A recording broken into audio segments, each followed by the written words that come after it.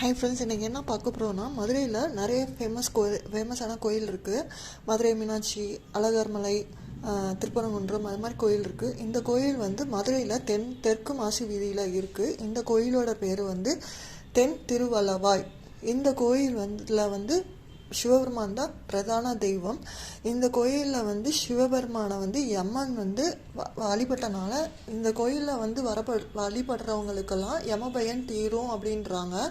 இன்னொரு விசேஷமானது என்ன அப்படின்னா, டாக்டர்ஸாலேயே குணப்படுத்த முடியாத, ட்ரீட் பண்ண முடியாத வியாதி ஏதாச்சும் இருந்துச்சு அப்படின்னா இந்த கோயிலில் வந்து ஒரு அரச மரம் இருக்கும். அந்த அரச மரத்தை வந்து 108 தர சுற்றி வந்து சிவபெருமானுக்கு அபிஷேகம் செஞ்சு அங்கே வந்து திருநீர் கொடுப்பாங்க. அந்த திருநீரை பூசிட்டு நம்ம பிரார்த்தனை பண்ணிட்டு வந்தோம் அப்படின்னா எந்த ஒரு நோயையும் வந்து குணப்படுத்திடும் அப்படின்றாங்க.